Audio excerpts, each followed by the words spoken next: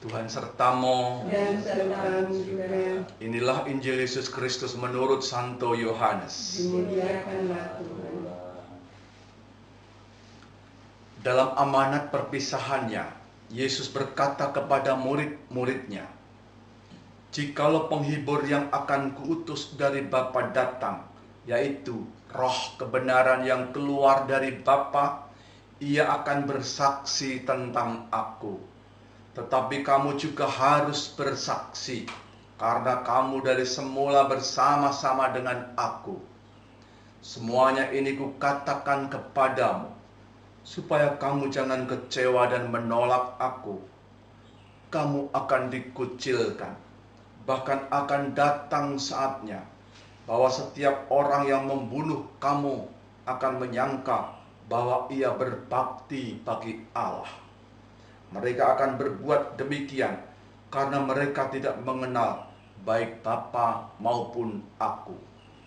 Tetapi semuanya ini kukatakan kepadamu, supaya apabila datang saatnya, kamu ingat bahwa aku telah mengatakannya kepadamu."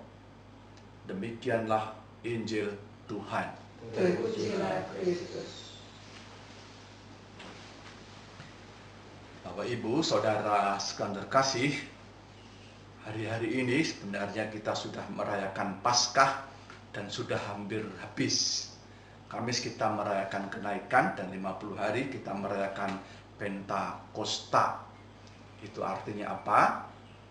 Kita sudah menerima rahmat Paskah, rahmat keselamatan Tuhan yang luar biasa.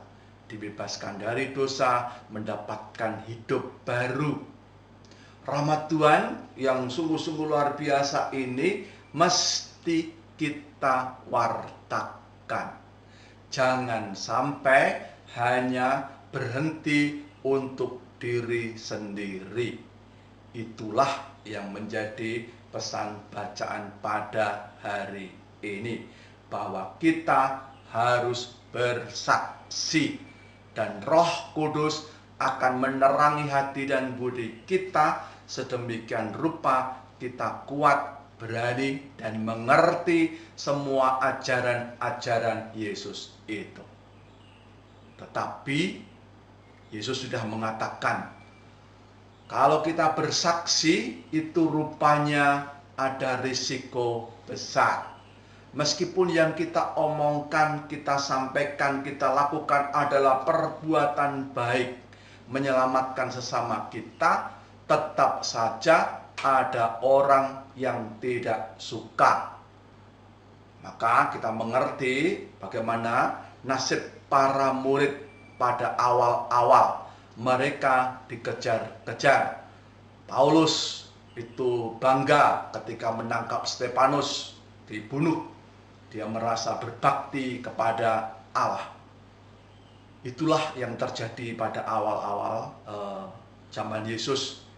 Orang-orang yang bersaksi, memberitakan kebenaran dan kebaikan itu mengalami penganiayaan, bahkan dibunuh. Tetapi Yesus sudah mengatakan kepada kita supaya kita tetap bersaksi, dan siapa yang setia pasti akan mendapatkan keselamatan dari Tuhan. Rupanya nasib orang-orang yang bersaksi akan kebenaran itu memang tidak mudah, tidak hanya zaman Yesus. Sekarang pun kita mengerti orang-orang yang berani bersaksi akan kebaikan dan kebenaran itu juga mendapatkan dalam tanda petik penganiayaan, hidup yang tidak mudah.